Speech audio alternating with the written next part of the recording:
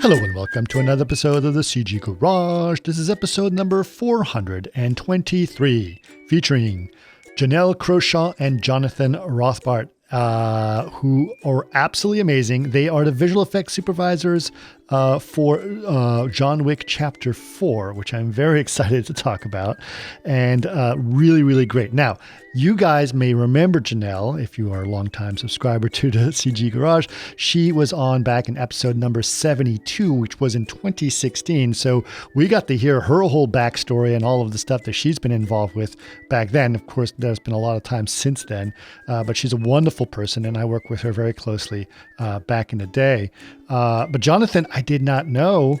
And she suggested, well, if you're going to do a thing about John Wick, you should have Johnathan too, because he's the other visual effects supervisor and the two of us work together. So I didn't really know Johnathan, and I was very, very embarrassed by this. And I'm going to admit this right here in the intro. I didn't realize that Johnathan was one of the founders of the orphanage. And I interviewed him saying, oh yeah, tell me about your background. And turns out he was one of the founders of the orphanage.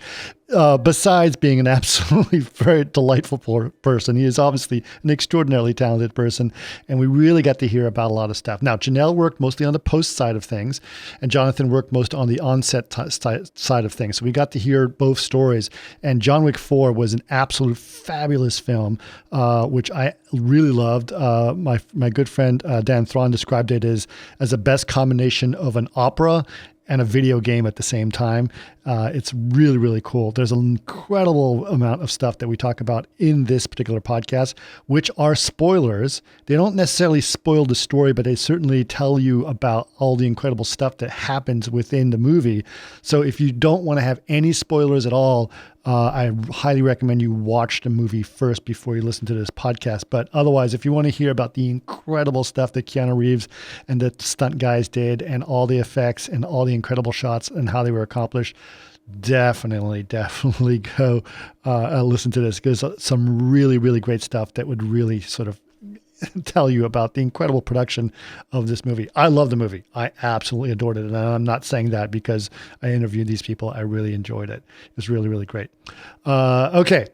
Now, we've got a few announcements I want to make. First of all, we have still a special, which is still today and tomorrow. I believe it's going to expire on April 25th. And that is if you want to have a V-Ray and Phoenix annual commercial licenses, you can use the promo code April 20. April's all caps. I don't know if the caps matter, but might as well use them since that's when it's checking out at the checkout, and you can get a 20% off on Phoenix and V-Ray. So again, that expires on April 25th, and the promo code is April 20. Okay. In terms of events, we only have one really event that's happening, and it's happening right now. It's actually just started today, which is going to be April 24th through the 26th. We will be at FMX, we are at FMX, which is in Stuttgart, Germany. Of course, if you happen to be there, we'd love to see you. We have booths, we have talks, we have all kinds of a big presence there. Unfortunately, I am not there. I'm still in Los Angeles, but a lot of our team is going to be there, so we'd be happy to see you there. All right. If you guys want to know more about the podcast, you can go to facebook.com/CG Garage Podcast, and we'd love to chat with you there. You can always just go directly to our page, which is chaos.com/CG Garage. And of course, you can always watch these podcasts, which I highly recommend, on our YouTube channel, youtube.com/Chaos Group TV. Again, that is youtube.com/Chaos Group TV. And of course, if you have any other questions or comments or suggestions, we'd love to hear from you. We get a lot of those these days, which is wonderful. Just keep them coming. labs@chaos.com, and we'd love to hear your suggestions for other guests or other podcasts you'd like to hear. Again, that is labs@chaos.com. But for now, enjoy Janelle Croshaw and Johnathan Rothbart on John Wick Chapter 4. Welcome to another CG Garage, where the Chaos Group talks. You'll know it's over when the last bucket drops. We're gonna fire off rays in high dynamic range. We know that ambient occlusion is passé. Global illumination won't lead you astray. And while image-based lighting is really swell, You need to make sure everything has Fernell. Janelle, I mean, we've met Janelle before on the podcast. So I'm not going to give too much. We'll do a little catch up with you as we go. Chris, I gotta say, it's been 7 years since we were on the podcast. It was 2016 in May. Yeah, I looked it up. Okay, so we have a little catching up to do. What you've been up to over the last 7 years. That's all right. It's okay. Ooh, but Johnathan, we've never met you, so you're going to have to give us a little bit a quick background of it. What got you into visual effects and in the movie industry in general? Wow, that was a long time ago. I started out in the video game industry, but truth be told, I'd always been fascinated with film and wanted to work in film, and then when I saw Jurassic Park in the theaters, I thought it was just the coolest thing I'd ever seen. So I pretty much did everything I could to get into film. And I was fortunate enough to get a job at the ILM art department and started out my career there, which was amazing. And then I moved on to CG, and then I actually had my own facility for 10 years up in the Bay Area.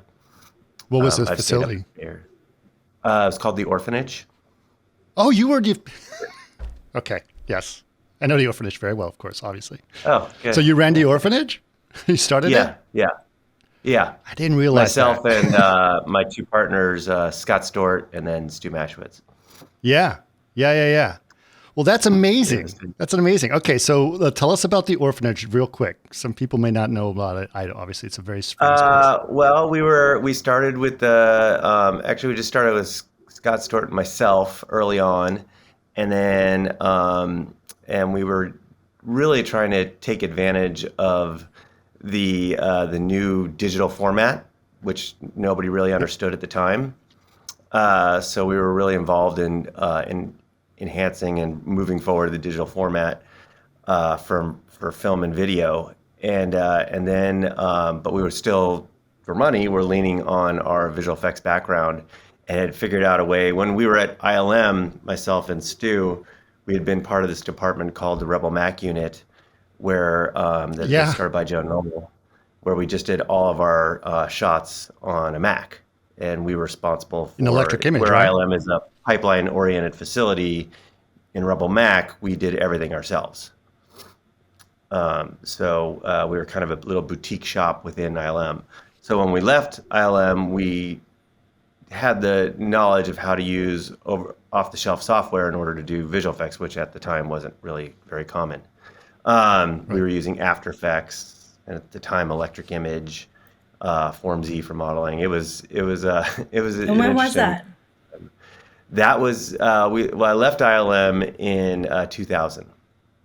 Okay. So that was back but didn't you 2000. you guys did the pod racer sequence in Phantom Menace, right? No, my first two hires were Kevin Bailey and Ryan Tudhope, who were both 19 at the time and couldn't even buy beer. We had to buy them beer, but it was kind of funny. But they were our first two employees, and they had worked on the pod race, doing Previz at Lucasfilm. Right. Kevin's been on this podcast before. Yes. So I hired Kevin when he was 19. That's funny. That's when I started Digital Domain. Really? You were 19? Right? Yeah, I was 19. That's awesome. Amazing. That's amazing. Yeah. Okay, so you did the orphanage. Yeah. So I did that, and then we closed the orphanage in 2010, and then after that, I had gone on to work on the studio side. Well, we had set up. This is getting really detailed. Sorry. We had set up a little facility, and we designed all the graphics for Avatar. Right. Which was actually an amazing job because we got to design all the graphics, then we handed them off to the visual effects facilities, and then we left the show. So it was all the fun without any of the pain. It was great. Nice. That's amazing. And then after that, I started doing studio side supervising on various films, several at Sony, and then on and on and on and on. But it's been fun, and I love studio side work, so it's been great. It was nice to go from being responsible for 150 people down to just one, which was the great thing. Right. That's amazing. That's amazing. Well, Johnathan, I know we're going to talk about The Matrix, but maybe at some point when you're back on this stateside, we can have a longer conversation about some of your career. But it's great to have that introduction about that, and I want to thank Janelle for suggesting that you guys both come on, and I think it was really cool. I do want to talk about John Wick 4, which was fabulous. But Janelle, catch me up. Last 7 years. I know you moved around a little bit. We were discussing it before we hit record, but what's happening? Oh my goodness. My son is 6. Now. 6. So last time I probably didn't have kids. And so my son is 6 and my daughter's 3. Yeah. And been married for 5. You were pregnant when we were hanging out in Washington D.C. for a little bit. Yeah. Exactly. Yeah. That was, oh God, I forgot about Washington D.C. Mm-hmm. That's I've been called Dory lately because I seem to have this memory that just forget about things. But you're right. I was pregnant in Washington D.C. when we did that little thing. Yeah. So yeah, that's sort of been my life, and I've done, been doing visual effects along the way. But I got to say that the family is an equal passion of mine as much as visual effects used to be my baby. I now have 2 real ones. So. But that's awesome. You're still managing to do these amazing things while still having a family, though. Has that been a challenge? It is. It's a challenge, but you just you learn to multitask and be flexible and try to figure out a way to juggle. And the pandemic is actually in a lot of ways made things a bit easier, because I think that studios tend to be a bit more flexible now with everyone working from home part-time, working in the office part-time. Sure. I am a big fan of working in the office as much as possible. I just think that's, and especially the age the kids are at, it's not that easy for me to work from home because they want mom. Right. And so it's kind of good to get away, but it's still nice that it's a little more flexible these days. Yeah, for sure. My daughter is learning to drive and getting ready for college, so you can imagine how long that time has been. So is Johnathan. Yeah. Mm-hmm. I feel you. So yeah, it's kind of. In fact, tomorrow we're going to go see. She's doing a performance of Elephant Man tomorrow. Oh my God! Wow, fun! Yeah, that's amazing. Cool. Yeah. All right. So you're. When did you guys start? Did you guys start this? I mean, during the pandemic, was there a sort of the shooting of this and everything else? Was that going on during the pandemic? Did you guys manage that, or how did you guys navigate working on John Wick 4? I'm going to let Johnathan take that, and I'll just give a little bit of a history on how I joined the show, which I didn't come on until about May of 2022. So it was already in post, and so they've been on it forever, and he has some great stories. So all right, tell us how it all started, Johnathan. Well, yeah, I mean, Chad and I go rather far back. We had worked on After Earth together. So I'd kind of been talking to him, which was in, I think, 2013 or something like that. But he and I had been talking about the film. I had talked to him about the last John Wick and been helping him, but I was on another show, so wasn't available. So this time, fortunately, things lined up. I had been talking to the film all the way as early as the year before. God, I'm losing track of years right now. We're in 2023, so that would have been 2021, right? Right. But then we started prep in Berlin in, I think it was April of 2021. 2022. Yeah. Okay. And then, and I'd been on officially doing stuff since I had done some stuff in February, and then came on officially in April when we started scouting in Berlin.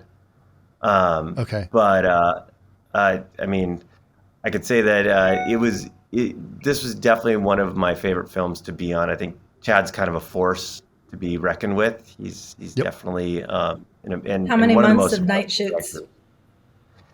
We shot, I think we ended up shooting 97 days of nights, and it was at one point it was 13 straight weeks of nights. while we were shooting. Not but easy. Oddly enough, I loved it. Yeah. I think everybody was miserable but Chad and I on set, because we both are kind of built that way. And I loved it because we would shoot all night and then we'd come home, and I have 2 kids as well.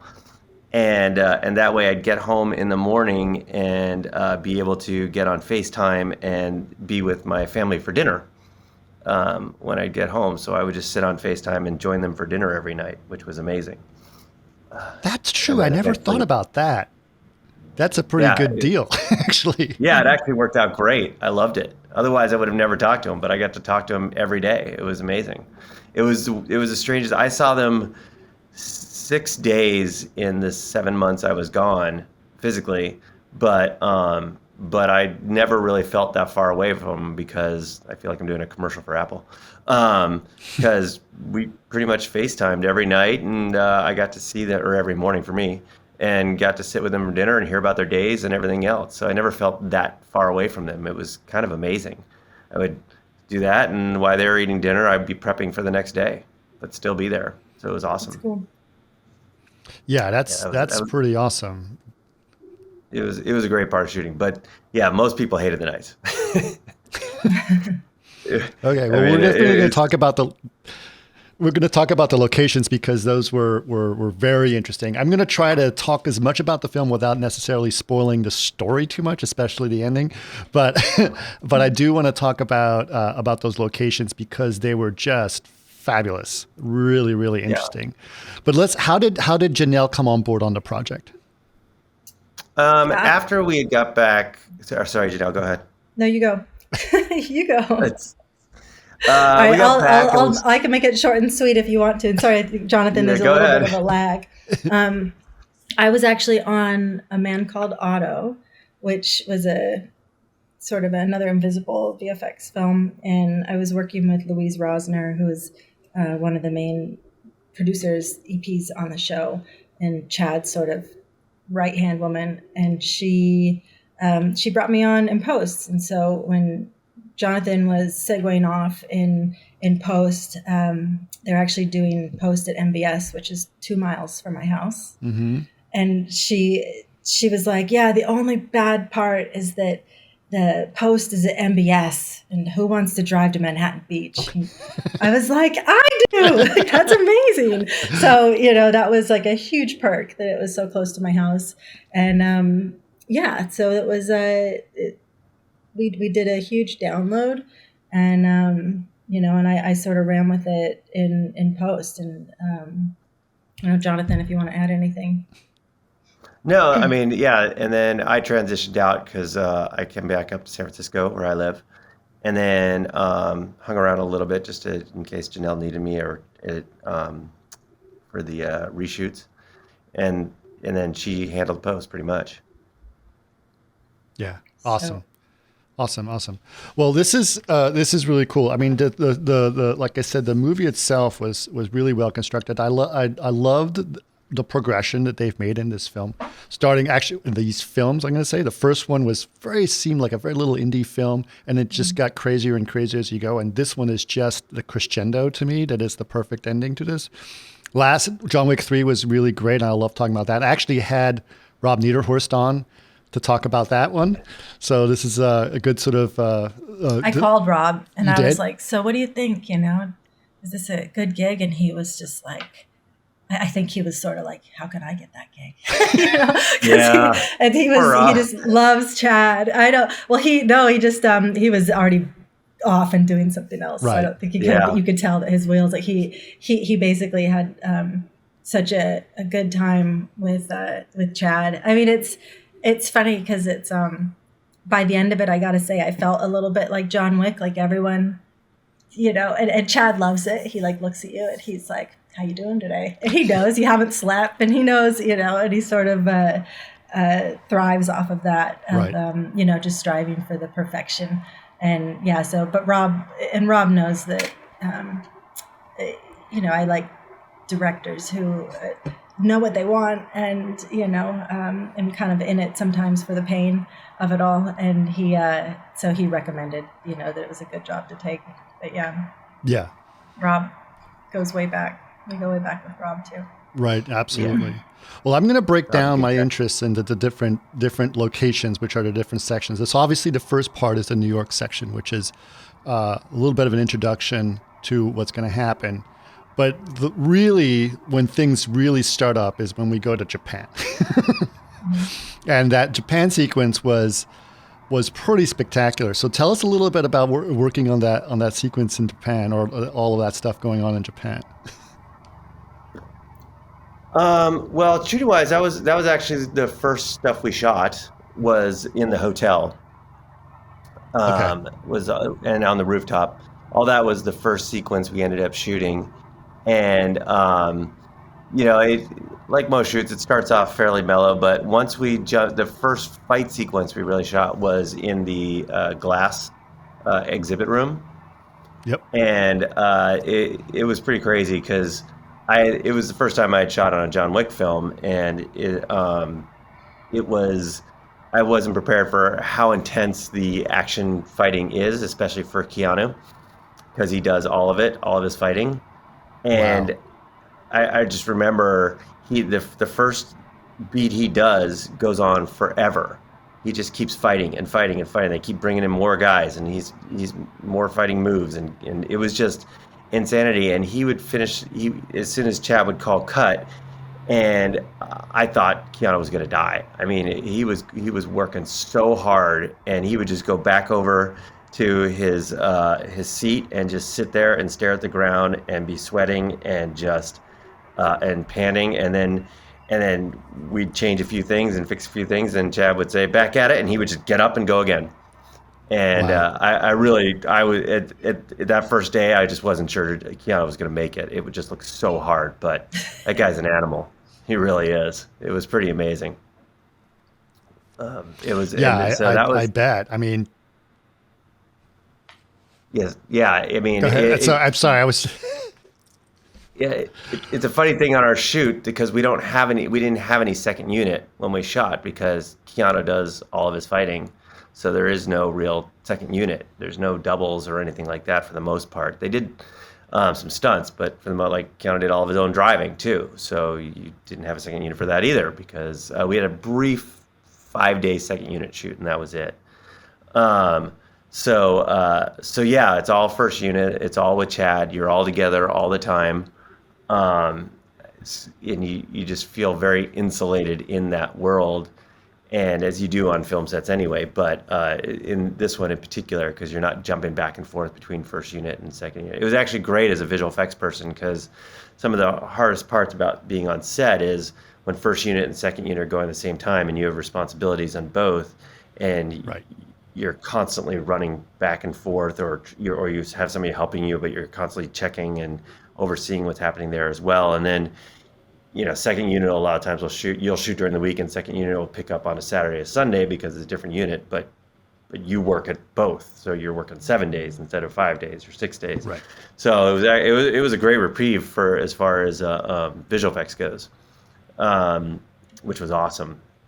But can I add to the museum room before you move on? Because that's the glass of it all is sort of it's like John Wick 3 on steroids, right? So right. Visual effects added, Atomic Arts worked on that, and they added lots of glass breaking, every hit, every muzzle flash, every So if you're listening to just the dailies, it's like bam, bam, bam, bam, because the stunt guys actually, say it because it's part of their choreography. And so you could hear, right. That's what it looks like. There's, there's no hits, there's no muzzle flash, no blood hits. Even a lot of the cases, as Johnathan can attest to, were glass cases that we put in CG. So, visual effects is really enhancing those scenes. I mean, along with sound, obviously, is hugely important, but to really bring the whole thing together into the cinematic experience. It's pretty cool to see. Yeah, and I'm assuming there wasn't much green screen or blue screen either, because with all that, if there's reflection, it doesn't work, right? No. Yeah, it was, and as a practice, Chad and the DP are not huge fans of it anyway, so this was probably the most rotocentric show I've ever seen. But yeah, it's it's a pretty amazing process. There's so many unique processes they did on this movie that they've honed in on, but it was a great experience for me in terms of how to shoot action and then how they go about it. So something also I'm sure Janelle can attest to is, but in post, the way they do it is all those sequences first go to sound. Sound determines all of the gunshots and the hits, and then that comes back, and then we started adding all the muzzle flashes and blood hits to the sound, as opposed to any other.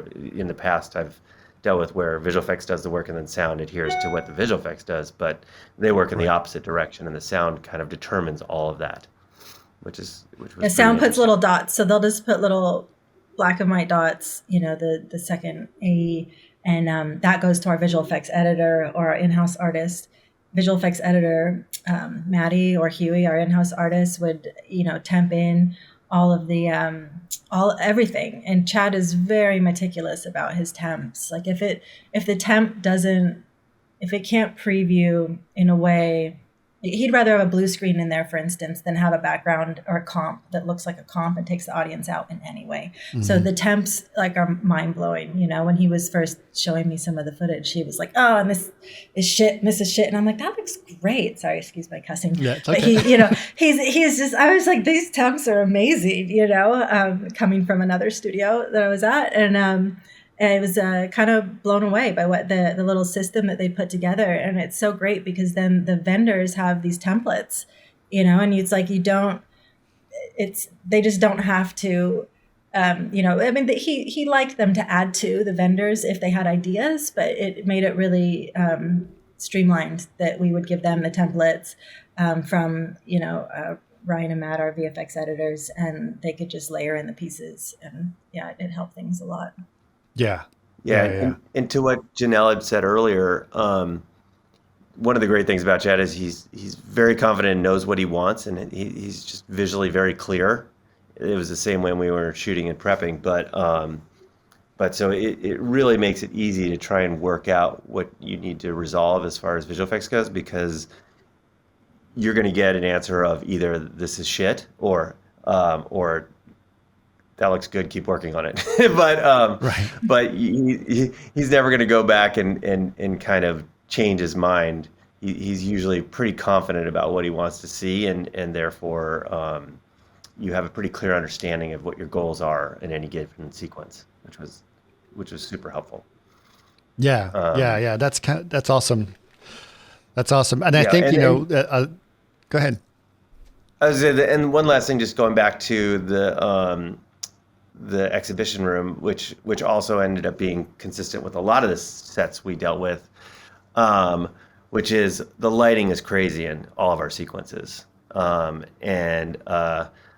it was really hard to figure out ways to track all the lighting for CG while we were shooting, because it was constantly being changed and it's constantly moving in all the shots. So figuring out how to track all of the moving lighting, and much to Janelle's chagrin in some of my processes, it was a very unique environment in terms of how to manage the light tracking for all the different sequences in the movie, because they were all just no sequence had a static light ever or a static color. Right. It was pretty nuts. I mean, and if there's one thing that Chad and Dan Louston, the DP, can do is make beautiful frames, and they really know how to do it. So you can't argue with it. You just have to figure out how to deal with it. Yeah, like especially, you move from the museum room back and forth up to the rooftop of the hotel, and that Rodeo did that scene, and they built Osaka off in the background, and there was a big sign that was just a huge up on top of the rooftop, and that's CG, the sign that's up there, and I think that it turned out pretty well, but the lights are always undulating. Those lights are just going, and there's Akira is in front of the lights with all of her hair and everything. I mean, it's one of those things that you the frame looks beautiful, but then you're like, but I have to put CG in there, and so it gets a little bit tricky. But I think that it went really well though, and the rooftop fight is so amazing because it's another one of those where it's like those hits. It's like the concrete just explodes. It was so fun. It's like, you're hitting the trees, you're hitting the vases, you're hitting the concrete, and, just imagine like the stunt pads even and the reconstruction that goes into even removing stunt pads throughout the film with these undulating lights. And, everything is sort of amped up, to get it to be in there seamlessly. Yeah, that's incredible. We did a lot of, when we would have to shoot cleans for any pads or anything like that, and I don't know how much it helped, but what we would try to do is you would have to, it wasn't like you could just move the pads and do a quick clean plate. You had to sit there and let all the lights cycle all the way through anytime you did anything, because you just didn't know what lighting scenario you were matching to at any time, because you didn't know which cut they were going to use, which part of the shot they were going to use, so you just had to always have cycles of lights everywhere. It was pretty crazy, and to Janelle's credit, that it looks so seamless, and everything fits in there so beautifully, and it all works. But that's one of the sequences where you just don't realize how complicated that sequence really was, because it was hard. For sure. I am almost positive I am aware of how complicated that is, and it does look seamless. It's kind of a magic trick, to be honest, the whole thing that you guys pulled that off, because there must have been so many balls in the air to try to manage that. The vendors did an amazing job as well. It's not easy when you have a director who's such a perfectionist. Right. The amount of you think, oh, it's just a muzzle flash, but it's like every single muzzle flash is no way. It's a piece of art. It's like every frame, every pixel of every frame is really scrutinized in a way that I very much respect. Chad has a great eye, and he knows, what he wants. And, the muzzle flashes are interesting because he doesn't want them to light the frame, but you have to light that frame a little bit, as we know, or else it looks like a sticker. And so it's really this fine line of like adding a little bit of like light so that it sits in there, but having it fall off just perfectly so that it doesn't, so the whole frame isn't just flashing all the time, which is what, he doesn't like you to change the lighting in the frame at all. And so, it was a delicate balance. For sure. He's very married to every frame he shot. That's for sure. I'm sure. I don't want. I know we have a limited amount of time, and I want to make sure we get through all of my favorite parts, because Berlin was one of my favorites. I loved the Berlin sequence. Tell us a little bit about Berlin, Johnathan. The nightclub inside? Both. All of it. I loved all of Berlin. I liked the church. I liked everything. Because there's a lot of Berlin that was shot in Berlin, and Johnathan can talk about it, that ended up not being in Berlin. Oh, really? Yeah, like for instance, Osaka was Berlin. It was. Oh, okay. We shot that. We shot that the hotel we shot in a place called the ICC in Berlin, which is this old conference center. This really kind of strange looking, futuristic, weird conference center. Interesting. And we turned that into a hotel, and then we actually shot on the rooftop of that building for the rooftop scene, and then of course in post we added the Osaka city skyline as well as the sign on it, but yeah, so Berlin doubled as Osaka, Berlin doubled as Paris, Berlin doubled, or it was Berlin. And it also was New York. So we did a lot of the film in Berlin to double for the other areas of That's amazing. Of the world. Yeah, which again goes back to the seamless work they did in post. You just don't realize that we were almost talk about the nightclub, because I know that it brought me back to my raver days, and it was pretty fun to be the waterfalls. I was just like, these guys are crazy, because it's like we're adding waterfalls, but then there's so much water that was already being in. And when, Johnathan and I did the handoff, Jonathan's like, so we're enhancing this water. It was this big thing where we were like enhancing water that was already there. And it was something that we pared back on because it was like, does VFX really need to enhance it? Because this is effing nuts that you guys did this. Like already, Keanu's sitting there like having this, like tons of water beating down on him while he's fighting this guy. And you can imagine it's 4 a.m. and it's like, it's crazy. And it's like, do we really need to enhance it? And it was like, maybe we don't, maybe like we'll just do the waterfalls on the side, which one of us did. And they did a beautiful job. But some of the shooting in that club was just crazy. Yeah, it was pretty amazing. And Gerd, who's the effects guy, is just a genius. And basically the ground we were fighting on down there is 6 feet above the actual ground level of that place. And underneath us, there are these slabs, and then underneath us is a giant pool that's collecting all the water and then redistributing it back up above us and dropping it back down on us again. So he had built this whole system, which was insane. And yeah, we did all that fighting inside that place, and it was everybody's wet. It's all night long with the extras there who are the Berlin people are just dancing nonstop. I mean, those guys were awesome. That was the best part. I love the fact that they're dancing while people are killing each other next to them. It's just the best part.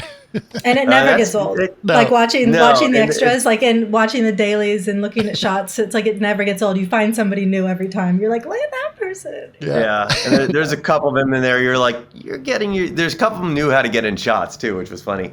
But it was, those guys were amazing. We would pump, the music was happening the entire time. So, it was just that music was driving.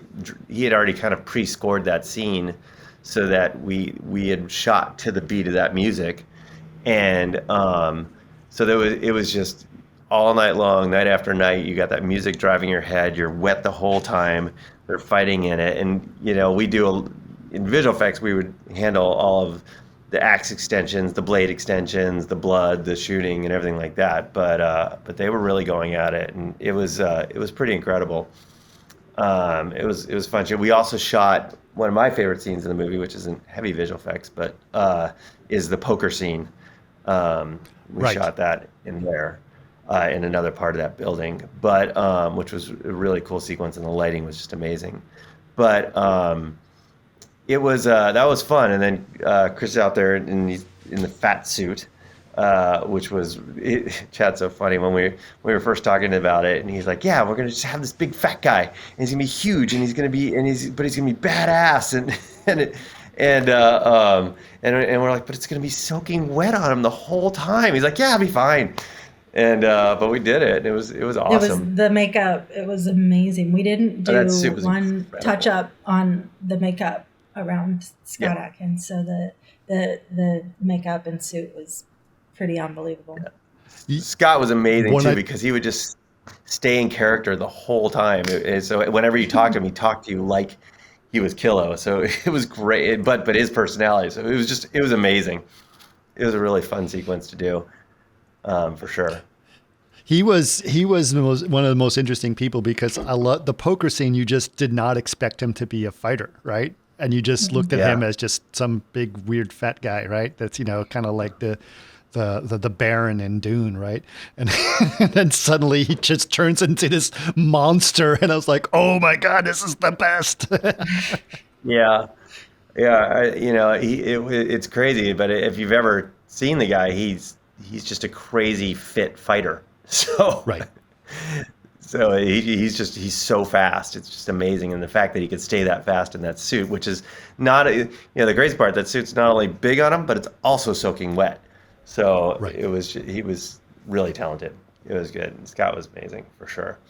A funny thing that you can, that again, another kind of little John Wick secret is that all the stunt guys, the way they do it is they start out and they've been all grouped all through prep. They're not allowed to cut their hair, and they grow all their beards, and they all start more woolly. And then as you go through the movie, because they're all the same guys, they start shaving, they start cutting their hair, they start wearing hats and different clothes like that. But there was this thing where there was a little bit of pride for the guys who were able to be killed 50 times in the movie, and there were a couple of them that were killed at least 50 times.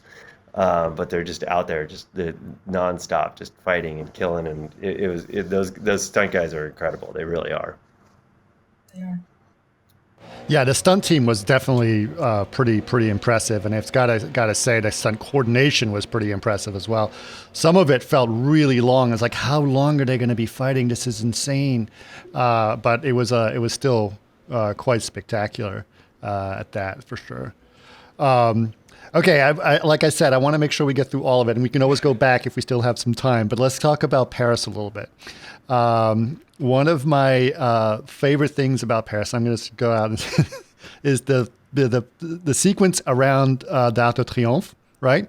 Mm-hmm. Because, and here's why. There's a legendary story about my dad around 1959. He drove around the Arc de Triomphe 12 times backwards at 2 o'clock in the morning in a deux chevaux. Wow. One time for every boulevard that enters the Arc de Triomphe. So, because there's 12 boulevards. So, yes, apparently him and his friends were doing that. And I saw that sequence. It's like, oh, you have to see the film. It's the story of you doing that crazy stunt on the Arc de Triomphe. That's so funny. That's amazing. Yeah, that's awesome. So how was that done? Obviously, that's a much more complicated. It must have much more complicated CG in that. What was the execution of that car sequence and the shooting sequence in that? Well, we actually shot that. What's that, Janelle? Sorry, go ahead. Oh, I just said, yeah. You go ahead and talk about the shoot. Yeah, we shot that in an abandoned airport in Berlin. Okay. So we set up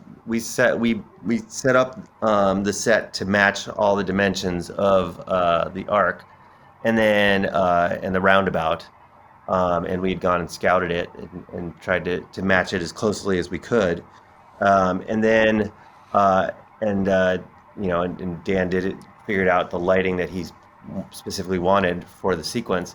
But and then we were out there training and working out all the details all throughout prep. That was one of the more highly prepped sequences we had in the film from a visual effects standpoint.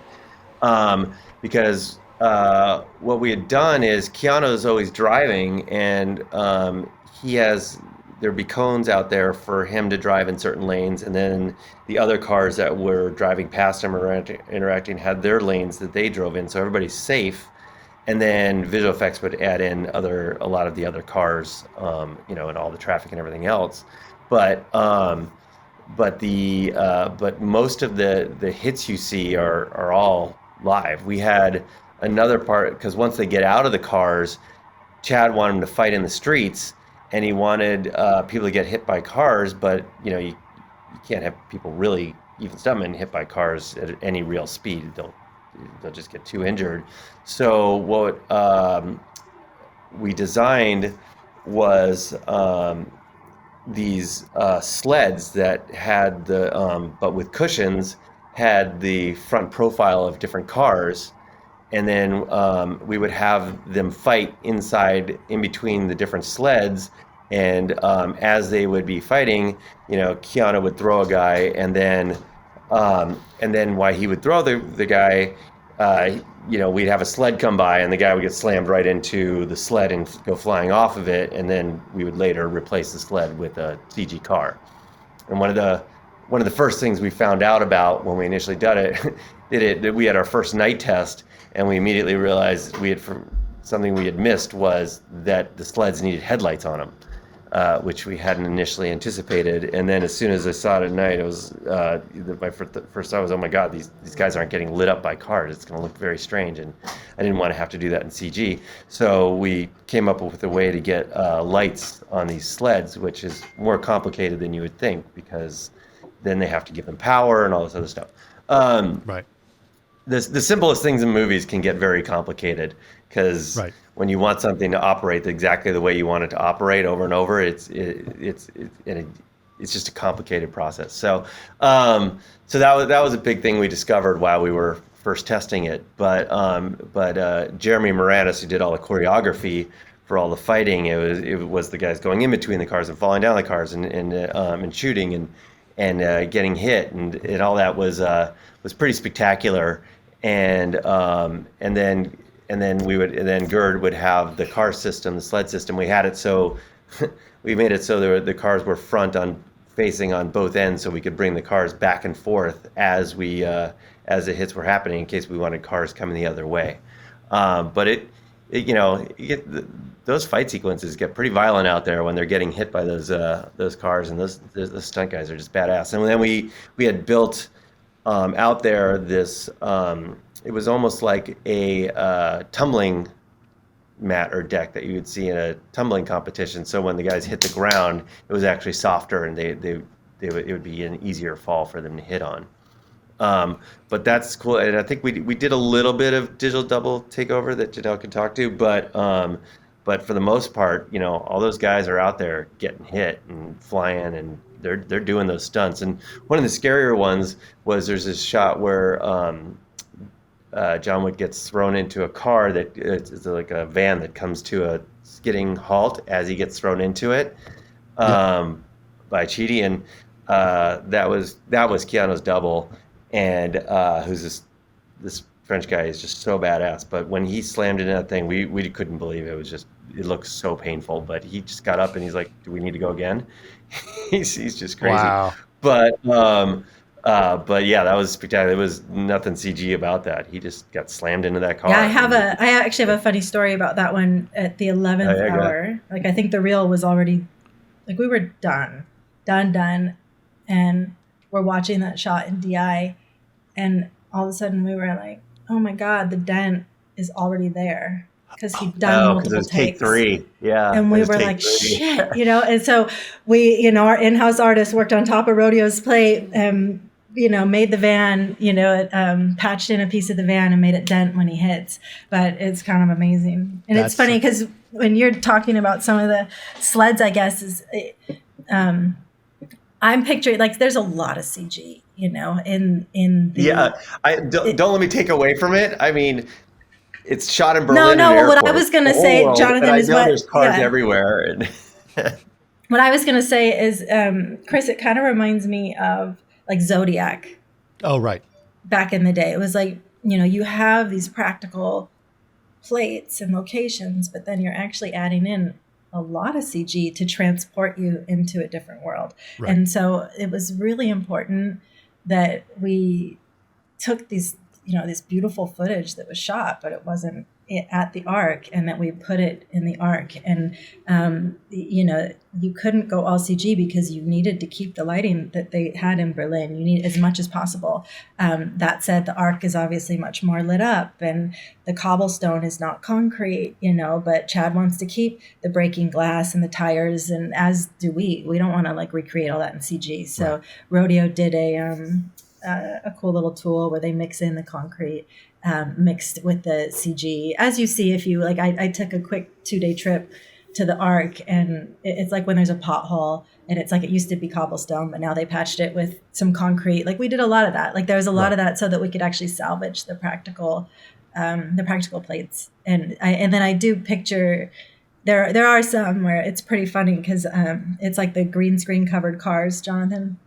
Mm-hmm. So it's like you have your headlights on the green screen covered cars, and so the plate itself is pretty funny because it's like Keanu's ducking and diving these cars, but they're these green screen cars, and so it's just in this dark Berlin environment, and once you put, like, the beautiful Ark in there and then the real cars, and there wasn't a lot of that, but there were some heavy CG shots, and it's pretty fun to sort of marry the two, like this really cool stunt work and lighting and photography, mixed in with, like, some pretty epic CG environments, For sure. And Johnathan, real quick, I mean, with all of these sequences, obviously, but something like that, was there a ton of previs done that would help guide how this all was going to be done?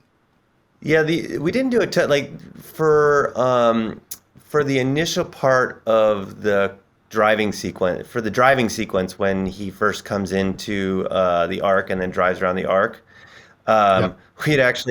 We started out by myself and Scott Rogers, who was the second unit director, working out the car shots and the hits and the driving with little matchbox cars. And we would set up just our little iPhone cameras, and kind of angle out shots. And then we would hand that over to the Previz guys, and then they would work out a sequence based on the shots we were kind of figuring out with our matchbox cars. And that's kind of the language we had built with the Previz guys. But once they get out of the cars and start fighting, Jeremy and his team, they film all of their preps so that they do a previs of their own, but all a stunt previs. So stuntviz. So they have that all worked out in advance, and then Chad will look at it, and then Chad on the day will say no and changes everything. But He doesn't like which is Previz. standard procedure. Okay.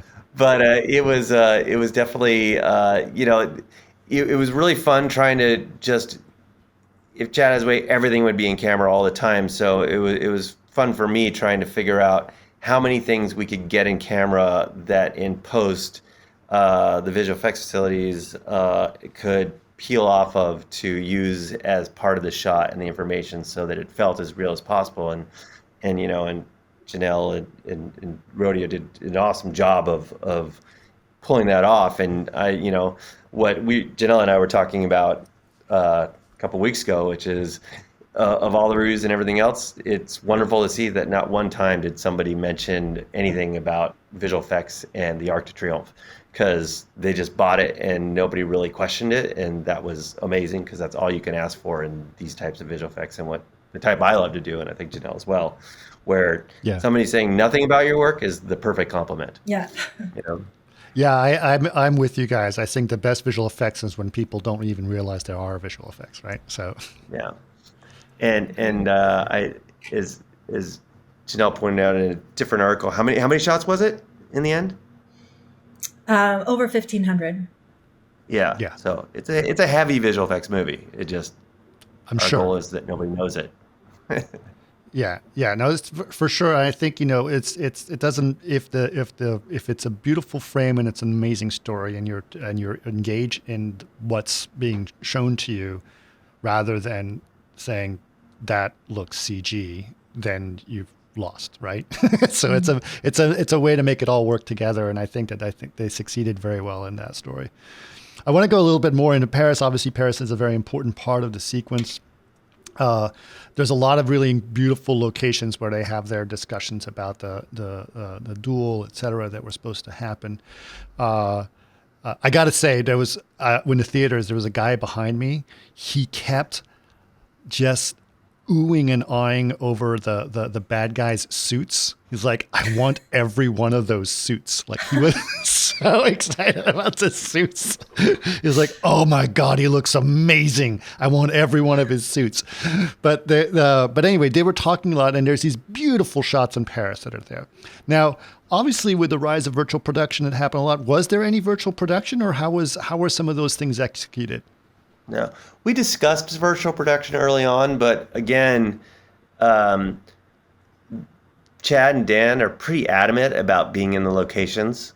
They're very location heavy when they shoot. Chad hates sets, doesn't want to do virtual, it despises green screen. Right. So it was very little green screen work done as a stage work, that is.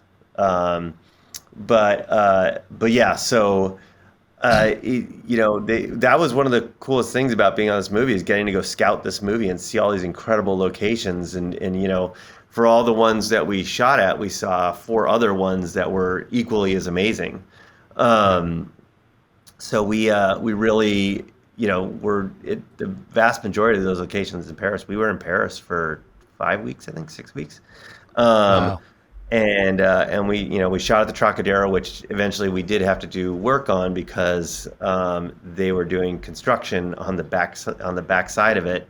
So there was this big wall up blocking the lower half of the Eiffel Tower, and then we ended up. And then you had to make a blue walkway over. for the people. So you put blue over Yeah. on the left too. So here you are at the Trocadero, and then you're forced to put up a blue screen here, blue screen over there, Right. And so we're just having to put back in what was really there. Yeah. Wow. It was a 1/2 blue box.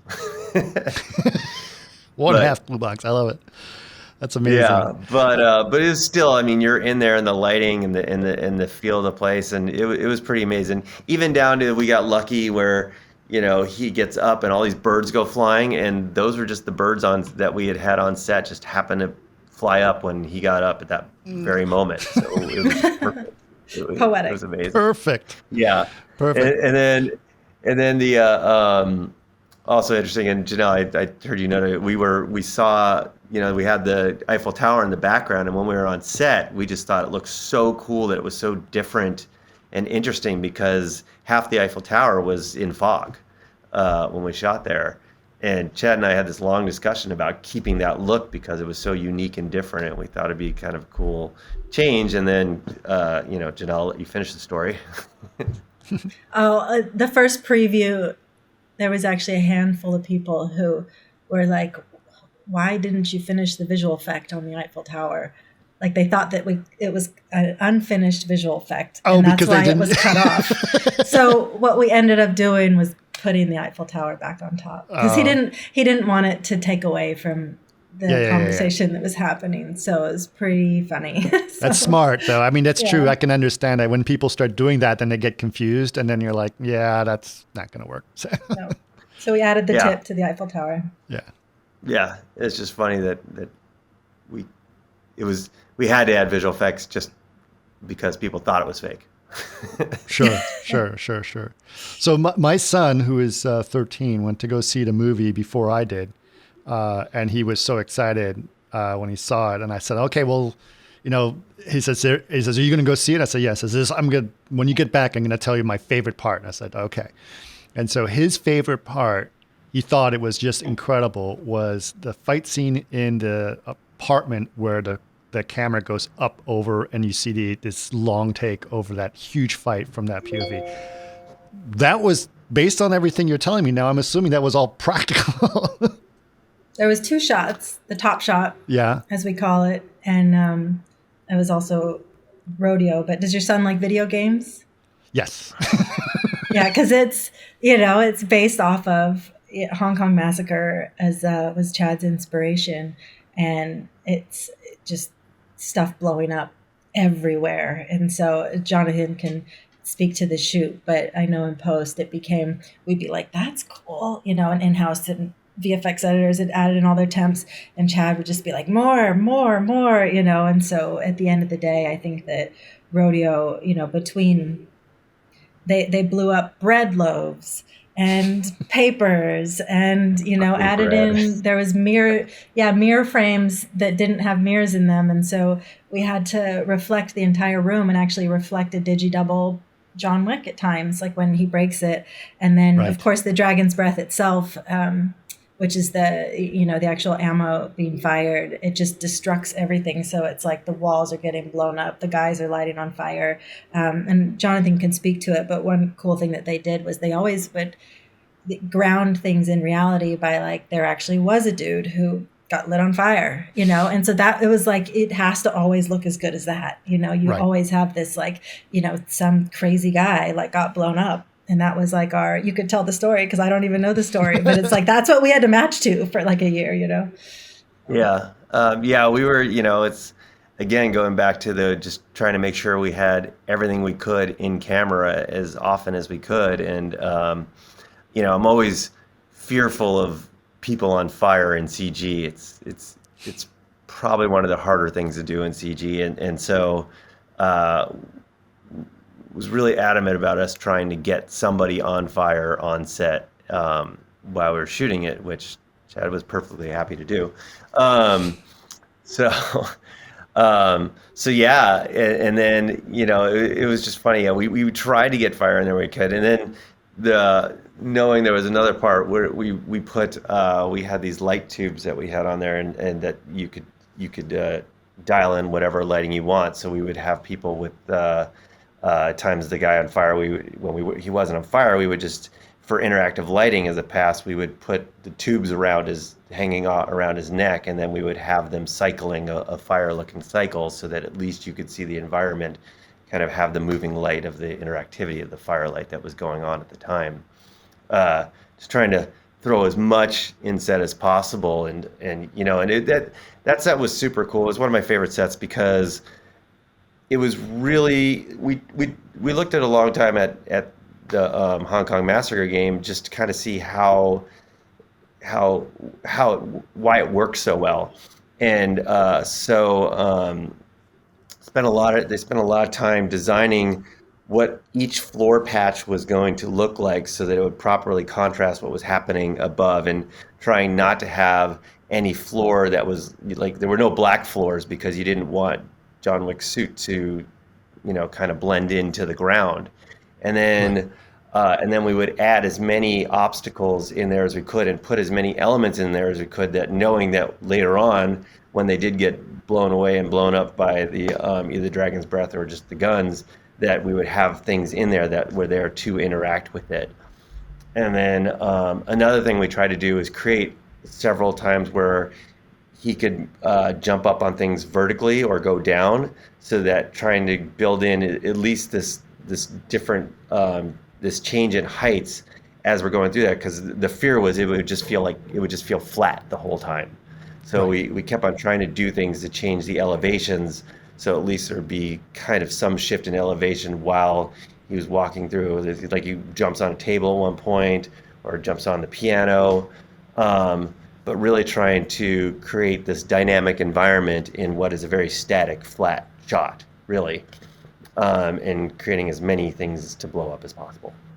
And I mean, for Janelle, I mean, did you get like some LiDAR? Like, that's a pretty complicated set. You have to recreate all of these things. Oh yeah. I mean, there was LiDAR, there was, and we ended up stitching together. It was actually 3 takes that were stitched together. Okay. Then the wire cam, you've probably shot with those before, but they're pretty repeatable, but they're not totally repeatable. Right. And so it's not like it's motion control. So you're, it's having to futz a few things together. There was a lot of set data for that and a lot of assets built. I mean, and I think the effects simulations alone, there were hundreds. And it was one of those, there was 2 shots. Rodeo did one, and then Pixamundo had to do the other. Okay. And so not only was it just a super complicated shots that were going until the very, very end, but we had 2 different vendors who had to, match looks of elements in 2 different pipelines. So that was a bit tricky, but there was a lot of sharing going on, and we had like a 3-way text with me, Javier, and Carlo, just like, hey, did you get this? Because it was just constantly passing back and forth, until the bitter end. Right. And it was one of those shots, because it's just thousands of frames, the big one, that, we even had our in-house team going in, and like all of us at the end were just frame by framing and going, oh shit, that blood is going over, the table, and we would like go and patch it. I mean, we were doing little patchworks on that shot until the very end, because there was just so much that Chad kept wanting to add and add and add to get that the vibe that he got in the end, which was really intense. Sure. Yeah, and that cable cam system was pretty rough on its own. So I definitely felt for you guys, because that was not easy getting those. There were some frustrating nights trying to get those cable cams to do what they were supposed to do. That is for sure. Right. Yeah, because it's hanging there. It's not exactly steady, right? Exactly. Yeah, it's the tension isn't tight now, so it'll bounce a little bit at times, and then it was not repeatable at all, really. I mean, it was very much hand driven, so there was no mechanics to it. So it was basically the driver trying to repeat the move each time, and those systems are a little wonky. So it was. I felt bad for you guys on that one. Knowing it was going to be amazing in the end, it was rough. Yeah, that's incredible. Well, I will tell my son all about it when he comes back. So he'll be very excited to hear that. Okay, now let's talk about the stairs. By the way, that was actually one of our few stages. Right, I assumed that. Yeah. That's really incredible that to realize that you guys shot so much on these locations. Well, what about the stairs? Was that that was the stairs? That was the stairs. That was really It the was. stairs. Wow. I've Yeah. walked those stairs And many that- times. Yeah, and the double, who's again this French guy, he did fall down those stairs all the way. I mean, it was Oh my pretty God. insane. Really? Oh yeah. It's unbelievable. They should release the take, because the visual effects that were done were, pad removals, maybe a face replace, for a couple frames, but it's Yeah. like the actual take. There should totally be a Oscar for best stunt, and that would get it. I mean, it's just like mind blowing. You're just like, ow, how is he okay? But you can't, I mean, there must have been some, because like when you see him falling out of the building onto a truck, I mean, that's... No, that was the so same that guy. when he jumps out of the building is pretty amazing, because the actual take is this dude jumping out. I don't know if it's Vincent or not, Johnathan, but he jumps out of the window, It's Vincent, whatever it yeah. is, 4 stories, and he just jumps into some boxes. Like, Yeah. you're just like, how is he alive? And then we just put in it's actually beautiful. It was such an easy, and I say easy but I'm sure that, Pixamundo did a lot of blood, sweat, and tears into this one. But, they really just spliced the 2 takes together, and, it worked beautifully. It's one of those things where it's like, wow, that's like visual effects magic, when Absolutely. when Yeah. Pixo put those 2 pieces Yep. together, and, you see what it originally was. Everyone Yeah, we in had the theater Vincent. went like, oh my God. Yeah. Yeah, it's crazy because we had Vincent jump out the window, and then he lands into this was new for me. They used to do pads, but what they just the new concept for the stunt guys was they just take a bunch of boxes and they fill them with another box, and then they just put boxes down everywhere, and they say that's better. So he just jumps into boxes, and cardboard boxes. Yeah, which is nuts that he's That's jumping strange. 3 stories down in this concert. And then after we got it, everybody runs out and we start stripping down boxes and throwing boxes off to the side and breaking them down while we pull in the car. And then Gerd, the effects guy, had a compression system inside where the hood would come, or the roof would come down when he'd land on it, and basically Vincent just stood on the top of the roof and then fell down into the car from jumping up and falling down onto the roof of the car and then falling off. So then he just goes from there. And So we had a brief and then, stitch of a digidouble. We did do a real brief stitch The of a transition digidouble. between the 2. But that's it. I mean, just like a Morphe, they did their magic, but it was pretty cool. That's incredible. That's incredible. yeah, and it's Well, actually the same go ahead, way. It's actually the same way when he falls over the waterfall. From the top part of the water set to the bottom. We did the same thing where he goes over and he stops at the railing or the pylon that he hits, and then we did another take where he goes and rolls off. I don't know if that one worked out as well because that one was a little more complicated, but Janelle, you could talk to that. But it was the same type of approach. Well, that was those were absolutely fabulous. All right, I don't want to take up too much of your time. I just want to make sure we can tap up. What were your favorite sequences, Johnathan, or was your favorite piece to work on? I think both the Arc de Triomphe and the Top Shot were my 2 favorite. I mean, they were also the most heavy visual effects, but I love doing the planning and trying to figure out how much we can get set and how we're going to do all the work. So I had a lot of fun trying to figure out those 2 sequences because they took a lot to resolve all the different parts that we had to get into it. So in general, I mean, the stairs was more we were cleaning up the environment and everything. It was a cool sequence to be part of. I mean, there's so many great experiences of that shoot. Like one of my favorite places that we shot was Jordan. We were out there shooting in Jordan.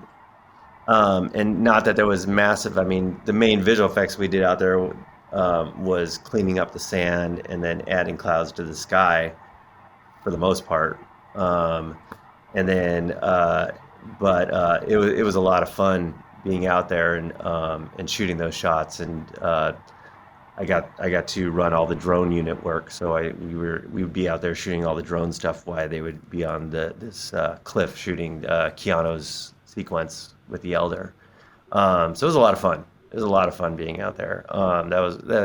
But yeah, I mean, for me, shooting is I love problem solving, and then it's great if you've got great people to work with, and it just makes each part of it just exciting and dynamic. And this was definitely that kind of movie for sure. So it was a lot of fun.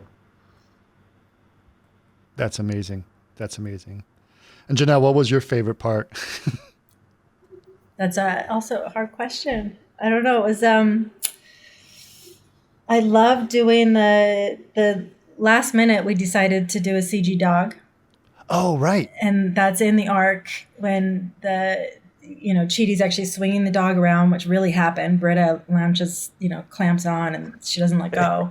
Wow. So that's really happening. He's swinging that dog around. But then and that was like one of the shots that actually was previs in the film because reshoots were so tight.